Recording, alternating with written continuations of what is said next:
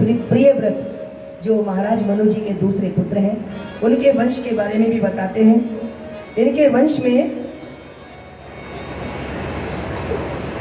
प्रियव्रत जिनकी पत्नी का नाम है बहिष्मति, इनके परिवार में इनके पुत्र हुए हैं श्री आग्नेत्र, जिनका शुभ नाम है, जिनकी अर्धांगिनी का शुभ नाम है पूर्व चित्रा जी। इनके पुत्र हुए हैं महाराज नाभि और इनकी पत्नी का नाम है मेरु देवी। सचमुच नाभि की पत्नी तो मेरु ही है।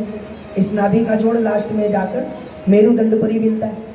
इसलिए कहते हैं नाभि, अगर इस नाभि का ध्यान रख लिया जाए तो शरीर के 80% नहीं 100% रोगों का निदान हो सकता है। नाभि की सफाई का ध्यान रखना, नाभि में रोज रात्रि को थोड़ा सा तेल इत्यादि का लेपन करना, इसके अंदर थोड़ा तेल डालना बहुत सारी बीमारियों की जड़ को खत्म कर देता है। कारण क्योंकि ये जो हमारी नाभि है ना, हमारे शरीर का सेंटर है। ये हमारे पृथ्वी का सेंटर पॉइंट है और हमारे शरीर की सारी जो नाड़ियां हैं, जिनको हम नसें बोलते हैं, नर्व्स बोलते हैं, ये सारी नाड़ियां यहाँ आकर एकत्र होती हैं। अगर आप नाभि के माध्यम से इनको पोषण दोगे तो ये नाड़ियां आपको कभी नुकसान नहीं देगी। अब आप सोचो कितना विज्ञान भरा पड़ा है। अभी तो विज्ञान की चर्चा ये 3% हो रही है अभी कथा के अंदर। जब हम लोगों को कॉलेजों में जाकर बोलने का मौका मिलता है तब हम कोशिश करते हैं कि 100% विज्ञान बोले कथा का। ये आध्यात्मिक ही नहीं, वैज्ञानिक कथा भी है।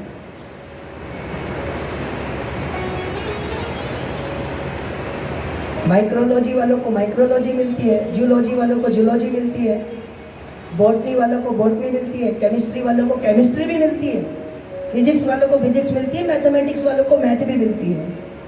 सब विषय है भागवत के अंदर। बलवा के बिहारी लाल की। तो मैं आपसे निवेदन कर रहा था, महाराज नाभि के पुत्र हैं श्री ऋषभदेव जी, जो जैन पंथ के प्रथम तीर्थंकर, जिन्होंने जैन पंथ की स्थापना की। बोलिए ऋषभदेव भगवान की। ये भी भगवान के अवतार माने जाते हैं। और ऋषभदेव जी के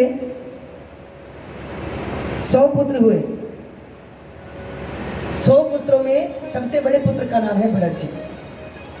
भरत जी के ऊपर ऋषभदेव जी के जीवन का इतना प्रभाव पड़ा कि उन्होंने घर त्याग कर दिया और वो गंडकी नदी, नेपाल गंडकी नदी के तट पर जाकर भजन करने लगे। लेकिन एक मृगी के बच्चे के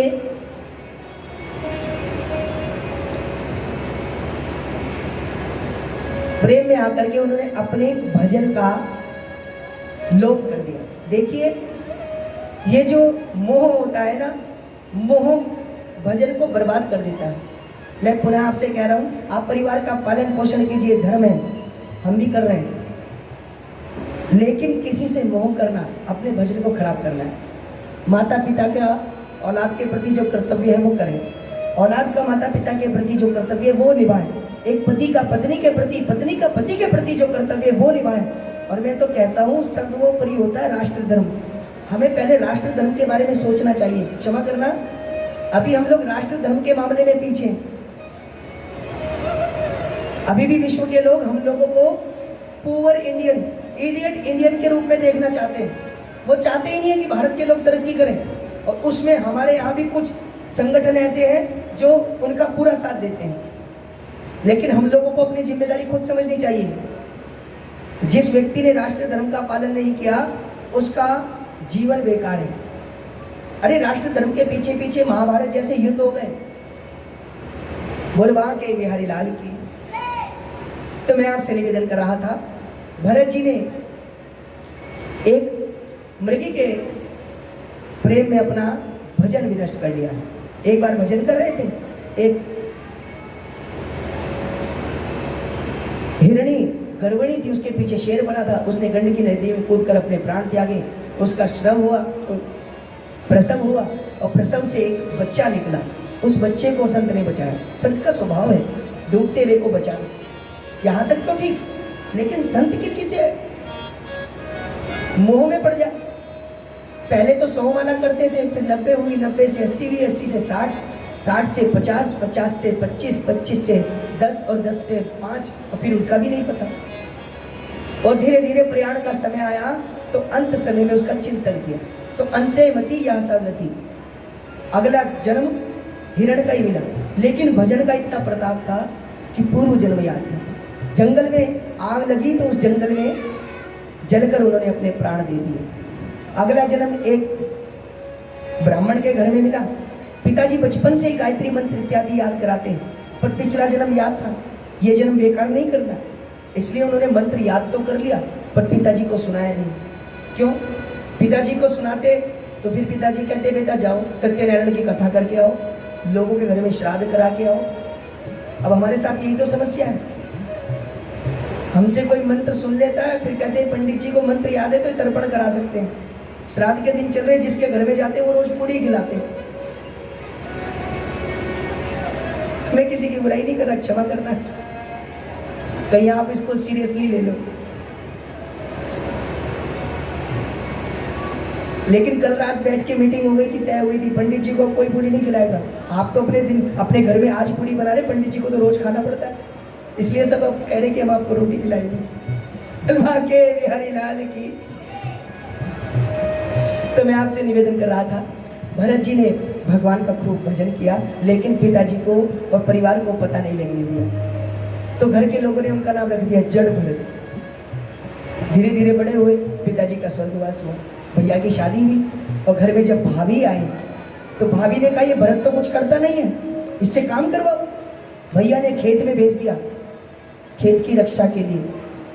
अब वहाँ पक्षियों को देखा, आप बोले आओ आओ पक्षियों, ये तो भगवान की खेती है, सबका रखवाला भगवान है, जो मर्जी वो खाओ। थोड़ी खेती में से थोड़ी फसल का नुकसान हुआ तो भैया ने घर से निकाल दिया। वन में गए तो वन में कुछ लोगों ने उनको पकड़ लिया और उनकी बलि देना चाहते हैं। वहाँ माँ काली प्रकट हो गई, महाकाली ने प्रकट होकर के उनको दंडित किया। अब राजा रघुगण भगवान कपिल के पास सत्संग के लिए जा रहे थे, तो राजा रघुगण की पालकी के एक कहार की तबीयत खराब हुई, इनको कहार की जगह लगाया गया। भरत जी सोचते थे हमारे पैर से किसी जीव की मृत्यु ना हो, इसलिए बार बार उछल उछल कर रास्ता बदलते थे। तो रघुगण को अपने पद का अहंकार था, तो वो बार बार उनको कहता था तुम मुझे जानते नहीं हो, मैं तुम्हें मार दूंगा, तुम्हें दंडित करूंगा, मैं एक राजा हूं। तो महाराज भरत जी ने सोचा ये रघुगण जा तो कपिल जी महाराज के पास रहा सत्संग करने, और अहंकार का त्याग नहीं कर रहा, और जब तक कोई व्यक्ति अपने अहंकार को ना त्यागे तो गुरु जी की शरण में जाने का फायदा ही क्या। और शिष्य तो अजीबोगरीब होते हैं भाई, धन्य है ऐसे शिष्य जो जाकर गुरु जी की भी खाट खड़ी कर देते हैं। एक चेला गुरु जी के पास गया और गुरु जी से जाकर के बोला गुरु जी मुझे शिष्य बना दो। गुरु जी ने कहा ठीक है बेटा आओ आओ हम तुम्हें दीक्षा देते हैं, ये लो कंठी, ये लो माला और भगवान का भजन करो। वो बोला ठीक है मैं शिष्य बन गया, अब मुझे कुछ ज्ञान दो। तो गुरु जी ने कहा बेटा रामायण सुनाओ। वो बोले रामायण ये तो छोटा मोटा ग्रंथ है, सब पता है हमें, हम सब जानते हैं, ये रामायण नहीं सुननी। गुरु जी ने सोचा अच्छा। गुरु जी ने कहा बेटा भागवत सुनाओ। बोले भागवत हमने सब सुना है, उसमें कृष्ण लीला है, हम सब जानते हैं। गुरु जी ने सोचा ये चेला नहीं है तो कोई गुरु ही मिल गया। गुरु जी ने कहा बेटा गीता चलेगी। तो उसने कहा हाँ गीता में थोड़ी बहुत ज्ञान की बातें हैं, तो थोड़ा गीता। गुरु जी को संतुष्टि हुई कि चलो कुछ तो सुनना चाहता है। गुरु जी ने कहा बेटा आज पहला दिन है इसलिए महात्मा सुनाऊंगा, बस ज़्यादा कुछ नहीं सुनाऊंगा। चेला बोला ठीक। गुरु जी ने कहा सर्वोपनिषदों का वो दोग्धा गोपाल नंदना। चेला बोला वाह गुरु जी आनंद आ गया, आनंद आनंद। गुरु जी ने थोड़ी व्याख्या करी, सभी उपनिषद ये गाय हैं, इनका दोहन करने वाले भगवान श्री कृष्ण हैं, भगवान की लीला का दर्शन कराया। और वो कहता वाह गुरु जी आनंद आ गया, आनंद आ गया। और जब चेले का ऐसा भाव देखा तो गुरुजी ने घंटा 2 घंटा प्रवचन कर दिया। और बाद में बिहारी जी की जय बोल करके गुरुजी ने कहा, बेटा अब हमारा उठने का समय हो गया, अगर प्रवचन में तुम्हें कुछ समझ में ना आया हो तो हमसे कुछ पूछ लो। उसने कहा, हमें समझ में नहीं आएगा। अरे तुम कम समझाते हो, हमें ज़्यादा समझ में आता है। लेकिन जब तुम पूछ ही रहे हो, तुम कह ही रहे हो, तो तुम्हारा सम्मान रखने के लिए हम एक बात पूछ रहे हैं। बाकी तो सारी बातें अच्छी लगी, बहुत बढ़िया, लेकिन एक बात समझ में नहीं आई। क्या? आप बार बार बोलते हो सर्वोपनिषदों का वो दोगधा गोपाल नंदना, दोगधा गोपाल नंदना, दोगधा गोपाल नंदना। ये सब चीज में ये 2 गधे कौन है? गुरुजी बोले, वाह ऐसा अद्भुत चेला मिला। गुरुजी ने कहा, बेटा पहले गधे हो तुम जो हमारे पास आए, दूसरे हम जो हमने आपको चेला बनाया। तुम हमें नहीं समझ पाए, हम तुम्हें नहीं समझ पाए। ऐसे भी चेले होते। तो ये रघुगण की यही स्थिति है। ये अहंकार का त्याग नहीं कर रहा, गुरुजी से क्या ज्ञान लेगा? इसलिए भरत जी ने कहा कि रघुगण तुम क्या इस शरीर का मोह करते हो? अरे पिछले जन्म में मैं भी चक्रवर्ती राजा हुआ करता था। ये शरीर तो खत्म हो जाता है, इस शरीर का कोई मूल्य नहीं है। ये शरीर मिला है तो इसको अहंकार में ना डाल करके भगवान के भजन में डाल। और तू मुझे क्या मारेगा? आत्मा ना कभी मरती है। नैनम छिंदंती शस्त्राणी नैनम दहती पावका। आत्मा का ना कोई मार सकता, ना कोई काट सकता है, ना हवा उसको सुखा सकती है। रघुगण ने सोचा, मैं कपिल जी के पास ज्ञान लेने जा रहा हूँ, कहीं कपिल जी तो नहीं आ गए, और मैं सारी दुनिया से जीत सकता हूँ लेकिन किसी ब्राह्मण से, किसी संत पुरुष से नहीं जीत सकता। तब रघुगण ने क्षमा मांगी, महाराज मुझे क्षमा करें। तब भरत जी ने कहा कि मैं भरत हूँ, मेरा नाम भरत है। ऐसे दिव्य संत महाराज मनु जी के परिवार में हुए। इसके बाद पृथ्वी के 7 द्वीपों का वर्णन, जिसमें हम जम्बू द्वीप में रहते हैं। आचार्य जी जब संकल्प बोलते हैं जम्बू द्वीपे भरत खंडे भारतवर्षे, 9 वर्ष है पूरे विश्व में, ये खंड होते हैं। और 7 द्वीप है जिसमें जम्बू द्वीप में हम लोग रहते हैं। वैसे उन 7 द्वीपों के नाम हैं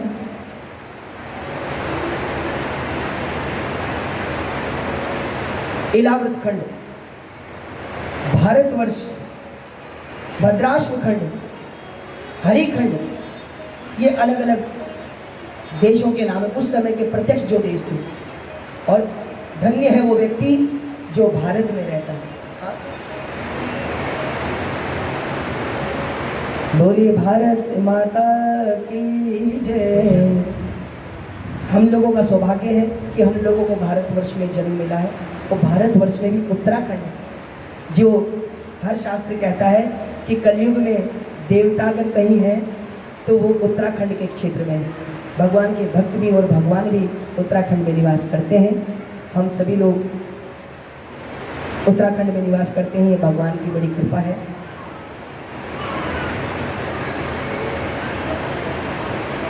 गढ़वाल जो क्षेत्र है, गढ़वाली भाषा में एक सुंदर गीत है जो नरेंद्र सिंह नेगी जी ने गाया उत्तराखंड की महिमा के लिए। बदरी के दारी भी तेरा गुण गान,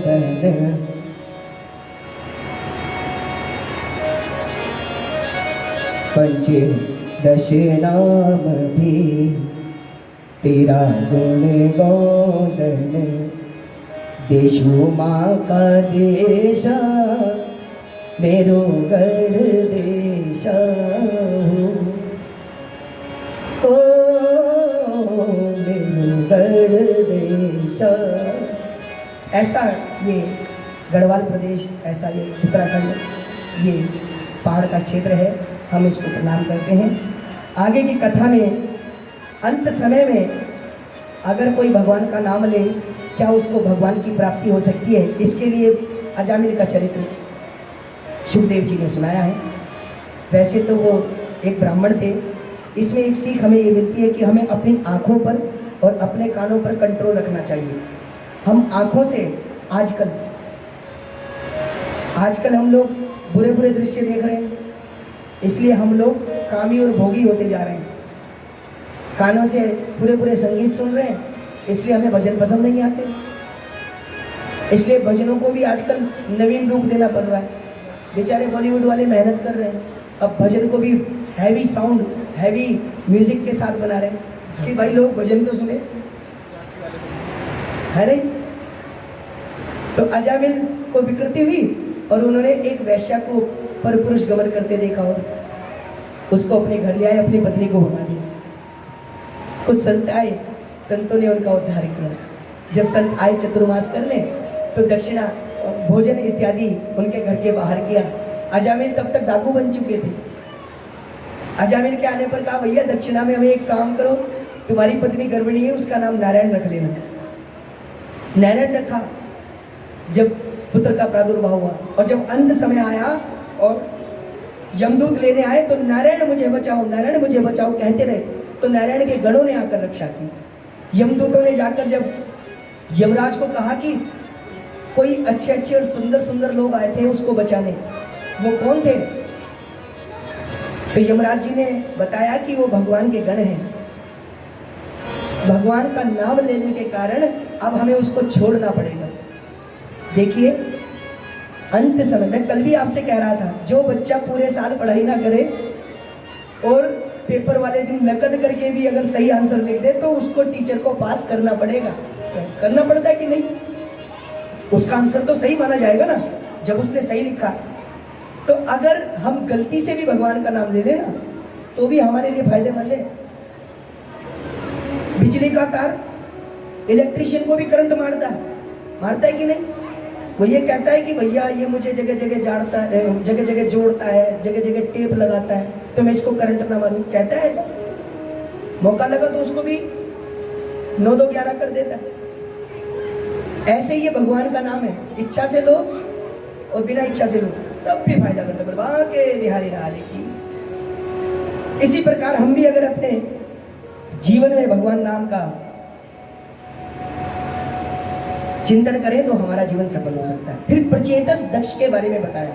हम लोग सोचते हैं दक्ष जी एक ही है, नहीं, ये प्रचेतस दक्ष हैं जिनके 60,000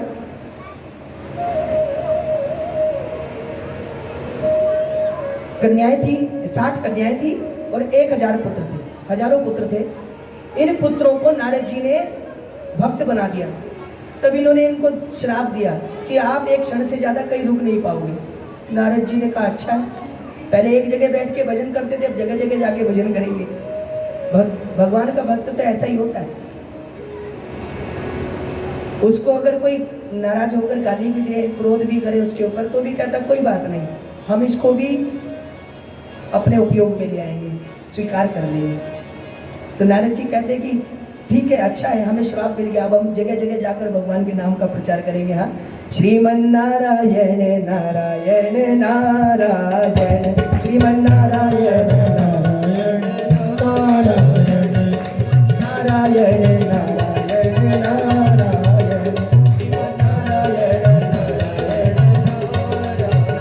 श्रीमन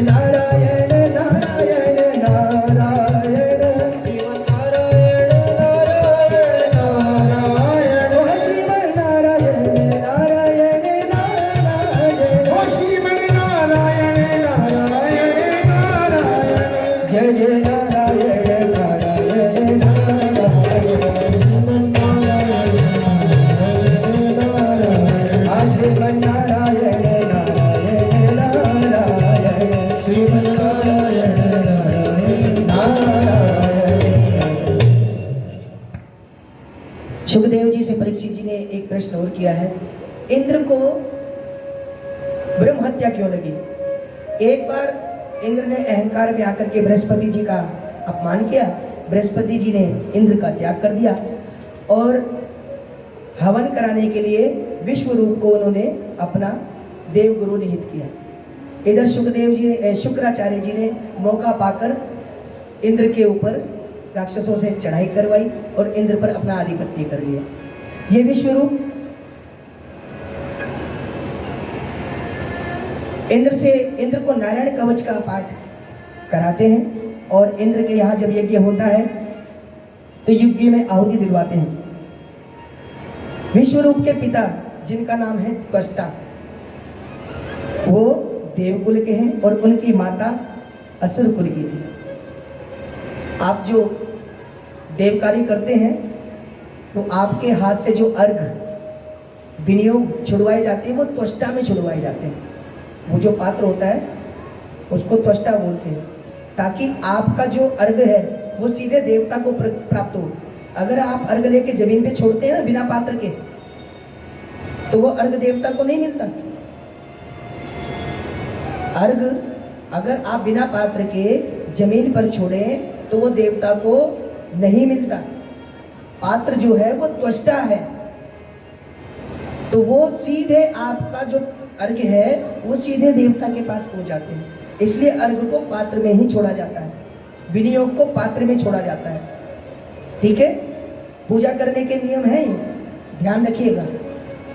जब आप पूजा करें और भगवान को अर्घ चढ़ाएं, क्योंकि भगवान की पूजा का ये नियम है, ठाकुर जी को जब भी आप बैठे तो आप आचमनीय जल, पाद्यार्पण यानी कि पैर धोने के लिए जल थोड़ा सा, अगर आप पूर्ण स्नान कराते हैं तो स्नान से पहले पहले भगवान को अर्घ दिया जाता है। तो पहले अर्घ देना चाहिए भगवान को, तो वो पात्र में दिया जाता है।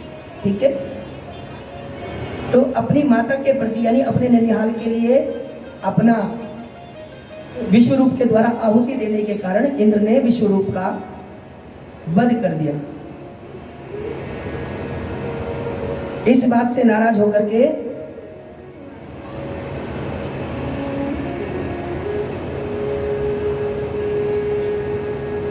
उनके परिवार के अग्रजों ने वृत्तासुर का निर्माण किया और वृत्तासुर ने इंद्र के ऊपर चढ़ाई कर दी। इंद्र ने भगवान के पास जाकर के प्रार्थना की प्राण रक्षा के लिए। नारायण कवच के कारण इंद्र को वृत्तासुर नहीं मार पाया और वृत्तासुर को भगवान ब्रह्मा जी की प्रेरणा हुई। महर्षि दधि जी के पास जाकर के उन्होंने उनका मज्जा यानी कि ये जो मज्जा है जो मेरुदंड के बीच में और ये जो हमारी पसलियाँ होती है, इस स्वरूप को दान में मांगा और उन्होंने देव कार्य के लिए अपने शरीर को त्याग करके उनको अपनी मज्जा दी। इसके द्वारा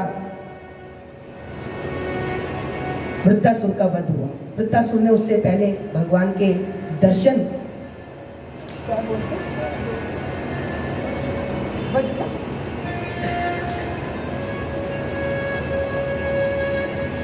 जब पास में कोई विद्वान बैठा हो तो फिर कोई समस्या नहीं होती। मुझे वज्र का नाम याद नहीं आ रहा था, तो मैंने आज पूज्य आचार्य जी से पूछा था, डिक्शनरी पास में हो तो क्या समस्या है। के प्यारी लाल की इस वज्र में भगवान के दर्शन किए और भगवान से प्रार्थना की कि आप मुझे ऐसे प्रेम करना जैसे एक माता अपने पुत्र से करती है। मैं आपसे ऐसे प्रेम करूं जैसे अजात पक्षी, छोटा सा पक्षी अपनी माता का प्रतीक्षा करता है, मैं ऐसे आपसे प्रेम करूं। इस प्रकार की स्तुति की और तब जाकर के इनका उद्धार हुआ। बुलवा के बिहारी लाल की। इसके बाद गज और ग्राह की कथा। भगवान भक्त का उद्धार करने से पहले दुष्ट का उद्धार करते हैं और भगवान केवल राक्षसों को ही नहीं मारते, भगवान राक्षसों को तो तारने आते हैं, अपने भक्त के साथ लीला करते हैं। ये गज जो त्रिकूट पर्वत पर रहता है और अपने परिवार के साथ, ये परिवार की स्थिति बताने के लिए गजग्राह की कथा बताई गई। मैं आपसे निवेदन कर रहा था, 4 दिनों की प्रीत जगत में 4 दिनों के नाते हैं, पलकों के पर्दे पड़ते ही सब नाते मिट जाते हैं। चौथे से 40वें दिन तक हर एक रस्म निभाते हैं, पिंड दान कर प्रेतात्मा से अपना पिंड छुड़ाते हैं। घर के स्वामी के जाने पर घर की शुद्धि कराते हैं, मृतक के लौटाने का कोई जोखिम नहीं उठाते हैं। तो ये गज अपनी पत्नी 10,000 हाथियों का बल था, अपने परिवार के साथ तालाब में स्नान करने गया और तालाब में एक ग्रह यानी कि मगरमच्छ ने उसका पैर पकड़ लिया। अब आप सोचो, ये हाथी का मगर ने पैर पकड़ा है, मगर ने हाथी का पैर पकड़ा है। मैं आपसे निवेदन करूं, हाथी कौन है? हाथी हम सब हैं, परिवार में उलझे हुए हैं। फिर मैं आपसे कह रहा हूं, मैं परिवार के प्रति धर्म निभाने के विपक्ष में नहीं हूं, मैं खुद निभा रहा हूं, इसलिए मैं आपसे भी निवेदन करता हूं परिवार के प्रति अपना धर्म ना छोड़ो, लेकिन उसके बाद भजन करना भी आवश्यक है। पुनः आप किसी भी प्रकार से इस बात को बिल्कुल भी नेगेटिव वे में मत लेना। मैं फिर से प्रशंसा करना चाहूंगा निकुंज सेवा समिति की सभी माताओं की। आप एक ताली पहले आप इन सभी लोगों के लिए बजाओ। इसका कारण बता रहा हूं, इस समिति में जितना ये जो ग्रुप है, जितनी भी माताएं और बहनें हैं, युवा बहनें भी हैं, हमारी शायद संगीता दीदी नहीं आई ना, आज आने वाली है ना, ये जितनी हमारी दीदी और हमारी माता जी मेरी हमारी गोटी माता जी, इन सब लोगों के बीच में मैं बहुत छोटा सा था। ऐसे डोली दीदी ने भी मुझे उस रूप में देखा है, बिल्कुल छोटे से उसमें। तो इन सब के बीच में मैं रहा हूँ, तो मैं तब से देखता आ रहा हूँ। आप यकीन मानेंगे, आश्रम की शिक्षा ग्रहण करने के बाद भी भक्ति का बीज 50-50 था हमारे दिल में, 50-50। पर मैंने कुछ वर्ष इन सब का क्या मुझको सानिध्य मिला। मैं कभी कभी सोचता हूँ कि जन्म देने वाली माता भगवान ने अगर मुझसे ले ली तो मेरे जीवन में इतनी सारी माएँ मुझे दे दी।